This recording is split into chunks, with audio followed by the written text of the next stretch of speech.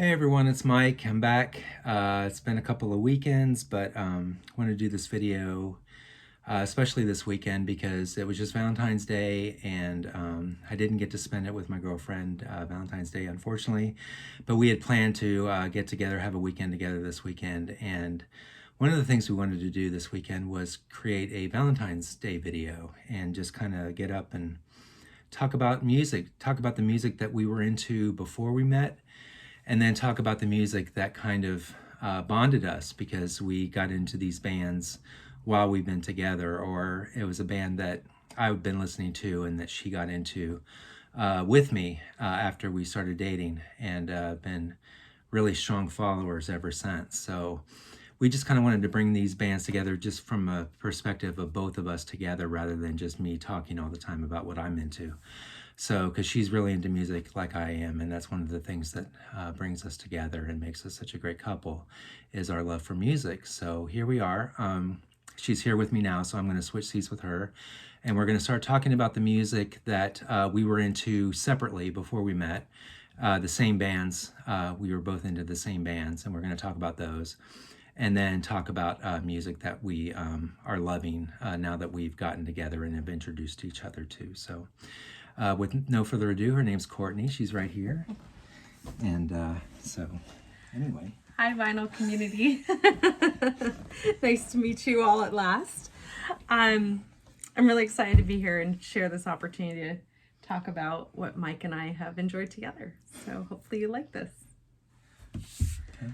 All right. Well, the first band we're going to talk about is Radiohead. Before I met Mike, I loved Radiohead.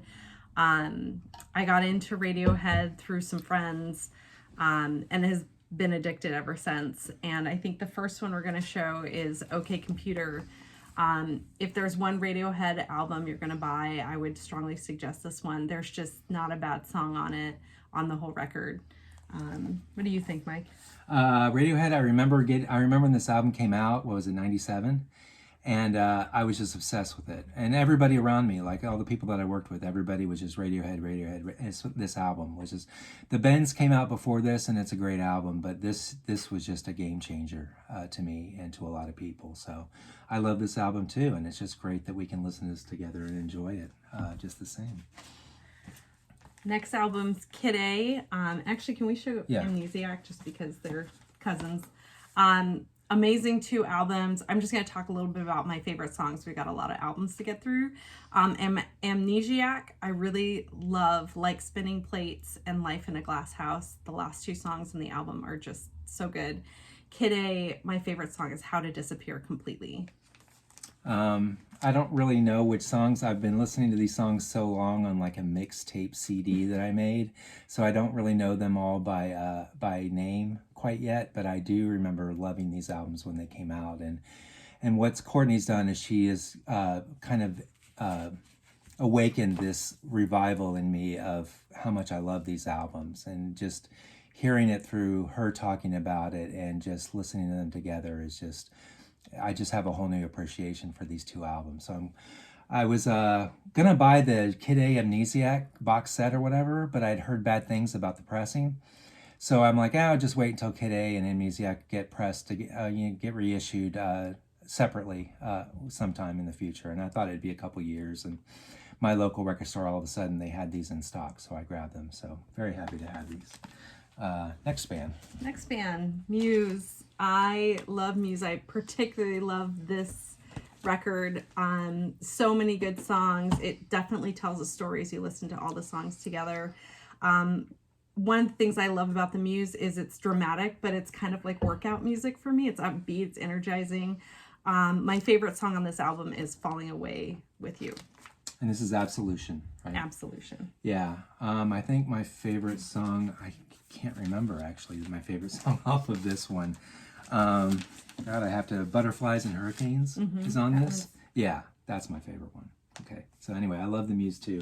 I like the album that came before this one and the one that came after this one. Origin of Symmetry, and the one after this was, Black Holes and Revelations or something like that.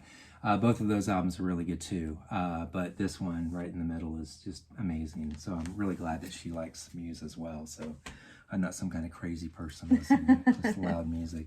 Next band. The Flaming Lips. I wasn't expecting to love this album. I was new to the Flaming Lips before I listened to this album, and I absolutely love it. This is another one that I think tells a really fun story.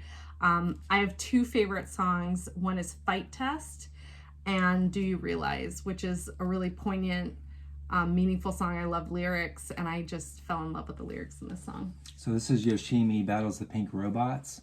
I remember many years ago, before this album came out, I would go see bands live, and I swear to God, it seemed like the Flaming Lips was the opening band for every band I saw, because I just kept seeing them. I'm like, what is up with this band? They open for everybody. The one that I remember, the most recent one was when I saw Lush back in 1990. They opened, or 91, they opened for Lush on the Spooky tour. Anyway, then this album came out many years later, and it was like at a listening station at like a Borders or something, and I listened to it, and I'm like, this is different. This is like a game changer for them. This album just sounded different to me, and I loved pretty much every single song on this album. It's just one of those albums you can just listen straight through and not get bored. My favorite song is It's Summertime. I love that song on side B. Yeah. So anyway, we both love the Flaming Lips. Absolutely. Next one. Goldfrapp Black Cherry. I, before dating Mike, had never actually met somebody who had heard of Goldfrapp. I love it. I love her voice. I love just the tempo of the music.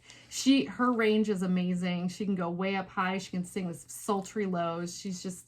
It's beautiful music. My favorite two songs are Black Cherry and Strict Machine from this album. And then this is Felt Mountain, another fantastic Goldfrapp album, and my favorite song in here is Human. Okay. And I've been listening, I think I first heard Goldfrapp when I heard Strict Machine, and I'm not sure exactly where I heard it, but that's definitely one of my favorite songs of theirs. It sounds to me like a Donna Summer song, which is kind of updated. It's wonderful. And then my other favorite song off of this is Hairy Trees. And then this album, Felt Mountain, my favorite song is Utopia. That's actually my favorite Goldfrapp song of all time. So anyway, we both love Goldfrapp. All right. Last one that we both came into this relationship together. So do you want to go? Well, this one is Surfer Rosa, the Pixies. Yeah. Such a fun album. So I got introduced to the Pixies at the end of the Fight Club movie when they sing Where Is My Mind, and I just was hooked from that point forward.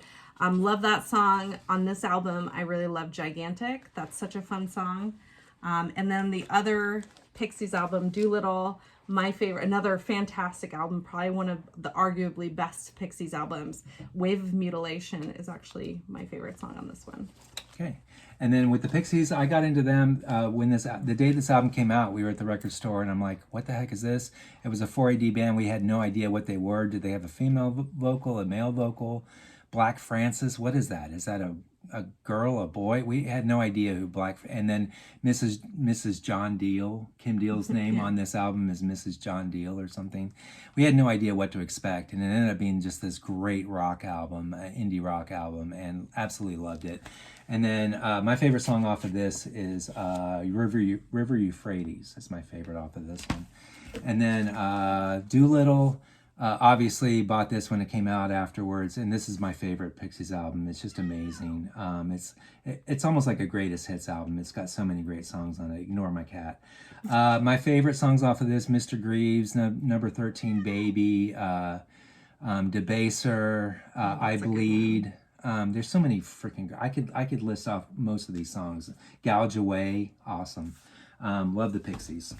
So these next bands that we're going to talk about are ones that most of them, I guess, I was listening to before we met.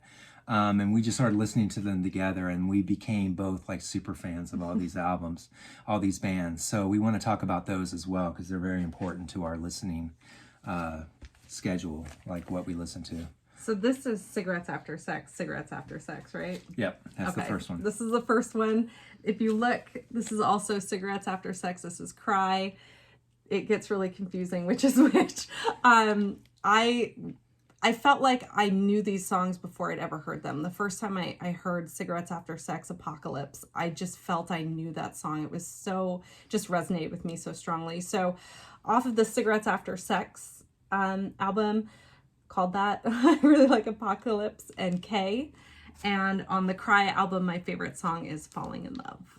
Beautiful. Yeah, I love both of these albums, and ditto to her favorite songs. I love those songs as well. So we love listening to these together. They sound amazing on vinyl. Absolutely. Oh, yeah. These were made for vinyl. So Cigarettes After Sex, fantastic. I think he's coming out. He's got like new music coming out and hopefully a tour. Yeah. We would love to see that. The next band, Cocteau Twins. I had never heard of Cocteau Twins. I had never listened to Cocteau Twins. And I'm so grateful that Mike has exposed them to me because I have found so much beautiful music listening to them. One of the things that shocked me is when I was listening to Cocteau Twins, I'm really big into lyrics. And so I asked Mike, because I couldn't find them on Spotify. Like, none of the songs had lyrics. And Mike's like, you're not going to really find very many lyrics with Cocteau Twins. And so that was a big aha moment for me of just listening to the vocals as truly an instrument and not necessarily lyric based. So this is Victorialand. Yes. Right? This one, my favorite, there's so much to talk about. My favorite song on this one is Feet Like Fens. Love this album. I would say The Thinner the Air probably is my favorite off of this one. Throughout the dark months of April and May, Feet Like Fins. It's just fantastic. It's just Liz and Robin, basically. Not a lot of drums or bass. It's mostly just guitar and Liz singing, and it's just absolutely beautiful. Love this album. We have a few Cocteau Twins to go through here, so bear with us. Bluebell Knoll, Cocteau Twins. So many good songs. I had to really think about which one was my favorite, and the one I go back to is For Phoebe Still a Baby. There's just something really wonderful about that song I just feel comfortable with, so that one's my favorite. This one's really easy for me to pick favorites because it's pretty much the whole album. Bluebell Knoll is my second favorite Cocteau Twins album. This is when I'm so glad to have this on vinyl because this is when I started buying CDs, and Bluebell Knoll was one of the very first CDs I ever bought back in '88. But my favorites are Athol Bros is like my second favorite Cocteau Twins song of all time. But it's also got Kissed Out Red Float Boat, Ella Megalas, Burls Forever, Kiko Buff, For Phoebe Still a Baby. There's a whole bunch of them on this that are fantastic. Just an excellent album from start to finish. So Bluebell Knoll. Totally agree. Next one. Cocteau Twins, Heaven or Las Vegas. Lots of really great songs on this album. I'll let Mike talk a little bit more because I think this is one of his favorites. But for me, my favorite one is hands down Fozza Politic. I think it was my #1 played song last year on Spotify. There's just something so happy and joyful about that song, and the bass is wonderful. It's wonderful on vinyl.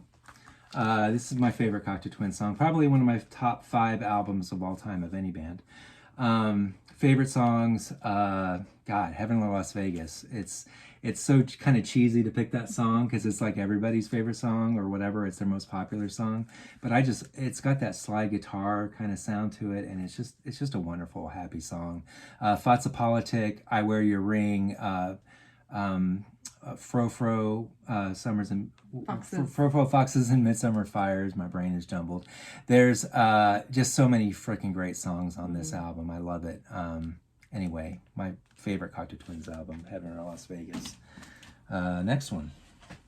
All right, Cocteau Twins, sorry, 4 Calendar Cafe. You can see how much he's exposed me to with all of these Cocteau Twins and all this vinyl. This one, there's so many good songs on this. And the one that really got into my head was Bluebeard. And one of my favorite. There's actually also an acoustic version of Bluebeard that's also very good. But I really enjoy the one off of 4 Calendar Cafe, so check it out.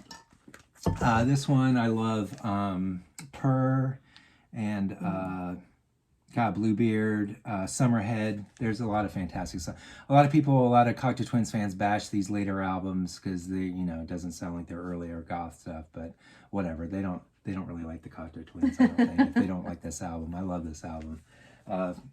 4 Calendar Cafe. And then their last album that they produced. Milk and Kisses. I remember listening to this and not knowing quite what to make of it. And then I remember Mike sent me a YouTube video of Sarah Brightman singing Epperdu, and just with the visuals, and it made me want to go back and listen to it again. And that's when I realized just what a special song that it's ethereal, it's beautiful, it's incredible. I'm so glad that you introduced me to it. Yeah. This one's got a lot of fantastic songs. Ups, Calfskin Smack, Tishbite, Epperdu. God, it's just an awesome Serpent Skirt. There's just a lot of amazing. What is it? Half Gifts off of this is amazing. There's an acoustic version of Half Gifts, but I like the original studio version as well. So I love this Melting Kisses. And then the last thing, this was a 7-inch set that we bought together. Yeah. Twin Lights, right? Yeah. And one of the reasons I wanted this so much is because it has the acoustic version of Half Gifts, which I think is just one of the most beautiful Cocteau Twins songs there are. It's just, I love the version of Half Gifts, but the acoustic one is just on an entirely different plane. So all of the 4 tracks on here are all acoustic, right? Right. Yeah. Right. It's very, very cool. It's a beautiful album. Yeah, it's got Pink Orange Red too, which is an older song of theirs, and they do an acoustic version, and it's just as good, if not better, than the original, which is kind of the case of this whole thing. So anyway, that's the Cocteau Twins. The next band, pretty huge band for us together. As you can see with our shirts. So we went and saw them in concert. We're wearing our concert shirts right now. As soon as they went on sale, and as soon as this album went on pre-sale, and it was pretty early in our dating. We'd only been dating for a few months. And I saw the tickets go on sale at the Greek Theater in California, in Los Angeles. And I immediately bought them. Yeah. I didn't even ask her. I'm just like, you're going to like this. And she didn't even really know the Beach House at all. She didn't really know them that well. I'd maybe played a few songs, but she didn't really know them. And I just was like, you are going to like this. You're going to love this album. You're going to love this concert. Trust me. And looking back on it, I feel kind of bad, because what if she didn't like it? I mean, it's possible. There's some people that don't like Beach House. I don't know. But I'm really glad I went ahead, because we got good seats. Yeah, we did. The concert was amazing. It's one of the best concerts I've ever seen. And we got to go together, and we got T-shirts, and this is the album, the gold edition. Once Twice Melody. I think you're really good about picking music. I think he's keyed into what I like. The whole album is just so good. If I had to pick 2, I did pick 2. I think Pink Funeral, which is just intense and dramatic, it's just a really cool song, and Over and Over are probably my 2 favorites. Yeah. This album, it's got 18 songs on it, and I swear I have like 12 favorite songs in this album. This is what I picked for my 2022 top album of the year. I don't know why everybody didn't pick this album. Everybody's insane. Some people did pick it like in their top 20, but for the most part, nobody picked it as even in their top 5. And this is my favorite. Crazy. I would say my favorite, at least, I don't know, I go through so many different favorites, but I would say right now my favorite is Runaway. So check this out. It's a great place to start with Beach House if you want to get into that. Because there's plenty to get into with this album, and there's some kind of music for everybody in this. The next album is Bloom. Bloom. When Mike introduced me, he kind of introduced me to Once Twice Melody, and he made me a playlist on Spotify, and that exposed me to the rest of Beach House. There are so many good songs on this record, but one of the ones that really stuck with me, there's Lazuli, which is my number 2 song on this record. But really the top one for me is On the Sea. I loved it so much, actually. I play piano. I got the piano music for it. It's just breathtaking. It's such a beautiful song. And they played it live. Yes, they did. So I was really happy about that. There's ridiculous, at least 8 favorite songs on this album. It's ridiculous, but I think my favorite one is the first one, Myth. But I love this whole album. Bloom is fantastic. It was my favorite Beach House album until the last one came out. So next one is final Beach House album, Depression Cherry. Another just super solid album. Beach House, they're just so much fun to listen to, especially over time, and how they've evolved as a band over the years, as you can tell by their different albums. My two favorite songs here are Space Song and PPP, they're both just awesome songs. Check them out. Yeah. Ditto on this. This is my very first exposure to Beach House. Somebody had Spotify or something, or Pandora or whatever, in the office back at my old job, and they were playing the song Levitation, the very first song on this album. And I heard it, and I thought, this sounds like this is going to be my summer song. This is just, I know people have different songs as their summer song. This was my summer song, Levitation. And I made a home video of me and my kids going to Florida that summer, and put this song to the video of us playing at the beach and in the water, and it was just perfect. It's just a perfect song for like the summer, and so I love that song. And Space Song too is also, my daughter loves that song, Space Song. So we all love it. So good. Any time that my kids there's a crossover, that's awesome. We'll get them into the Cocteau Twins. Yeah, we'll get it. Next band. Well, I'm going to talk about the band more because I'm just really starting to learn more about this band and getting more exposed to them. But there are two songs not necessarily on this album. What's this album called? This is Hey, what is it? Hey What? Mm-hmm. It's called Hey What. So it might be on there. It's on the spine. Yeah. So Mike introduced me to Low. I come from like a musical background. I come from a choral background, so I really love choral harmonies, and just Low blew me away. Their harmonies are just, they're surprising, but they're just so beautiful. And there's two songs from Low that really resonated with me. One was Cue the Strings, which, going through an emotional time, I just listened to that song and I just felt like it understood me. And so that was beautiful. And the other song that really hit me was Lullaby. Just beautiful music. If you love things like Morton Lordson or Eric Whitacre from like the choral side, their actual harmonies remind me a lot of that. Yeah, so I entered with Low when I came into listening to them was this album, Curtain Hits the Cast. And I'm not really sure what drew me to buying this album. I had it on CD, and I finally have it on vinyl. But the songs Over the Ocean and, what is the song? Stand By. They're just so like sublime. They're just so epic. They're so simple. The harmonies are amazing. Mimi Parker's voice is just so like heavenly. And then the music is just so like simple, but yet it's so huge. It's just bigger than they are, you know. It's just awesome music, and I've always loved them. I was always into like the early stuff, like the first three albums, because it's like just simple guitar, maybe some bass, and then drums, and then just their harmonies.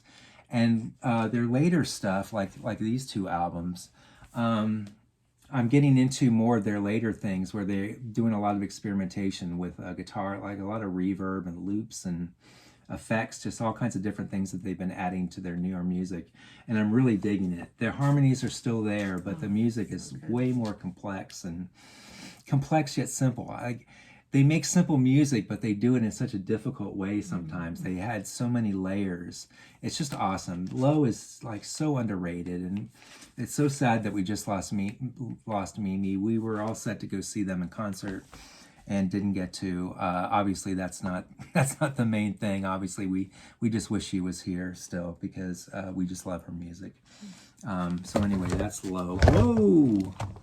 Had a little earthquake there. Sorry. And then the last band. Nobody will be surprised seeing this band on one of my videos. Stereolab. I had also never heard of Stereolab.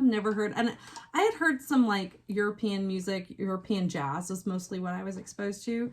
So I always tell Mike that Stereolab reminds me of jazz, because it's just so unexpected and fun and in the moment. But what I was particularly surprised at is in Stereolab, the way that I hear it is there's so much going on, and there's so much that's unexpected. It's very surprising and exciting music. And then you have Letitia's voice, which is unique. It's very unique for me. I don't hear a lot of voices like hers. So you got that layered onto this almost chaotic element. And then like I said, I love lyrics. So I was reading the lyrics, and the lyrics are just revolutionary. They're so radical.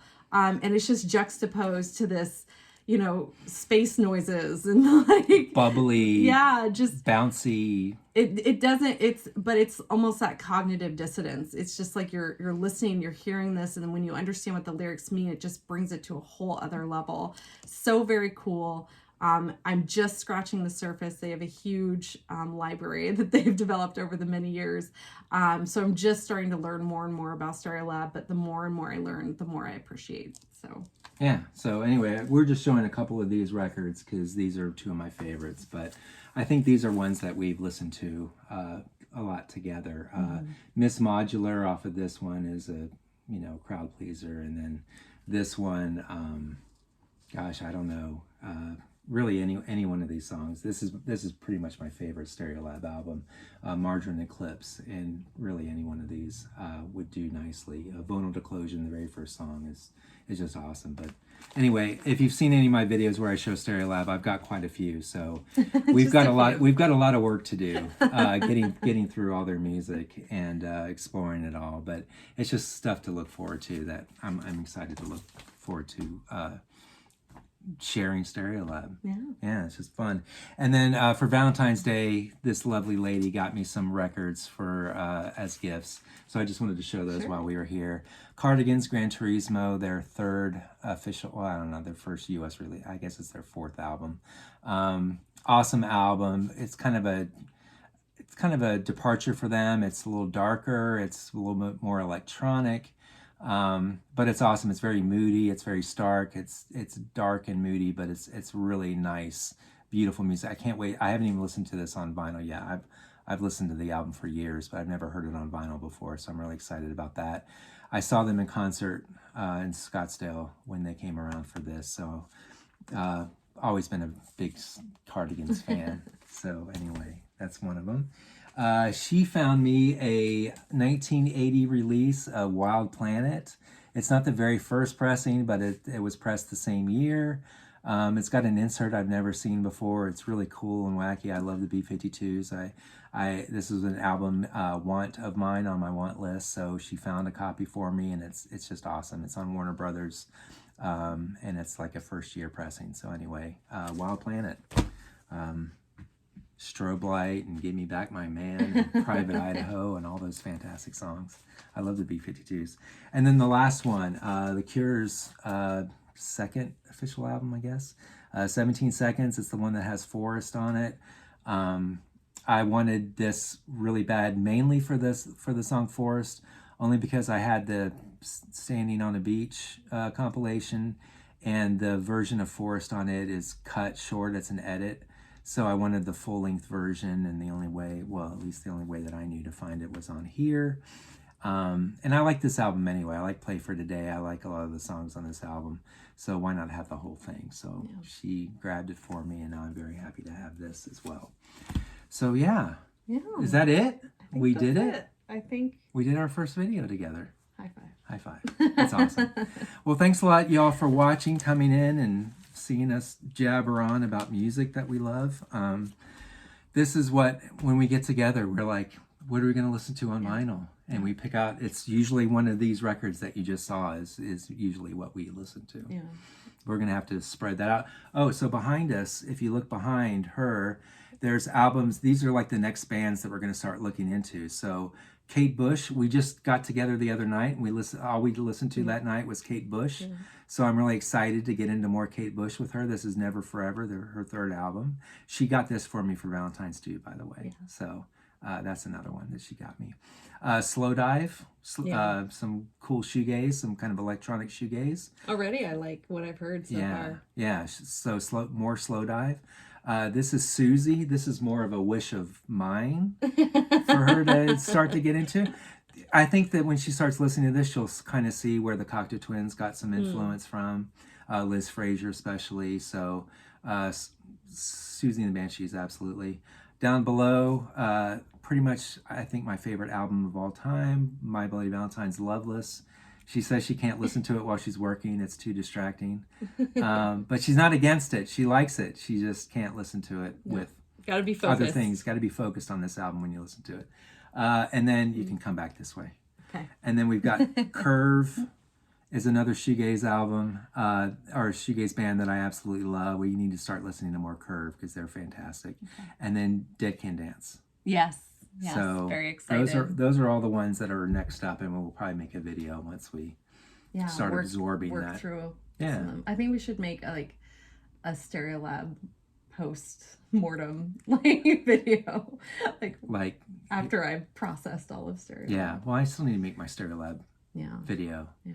But that's gonna take forever.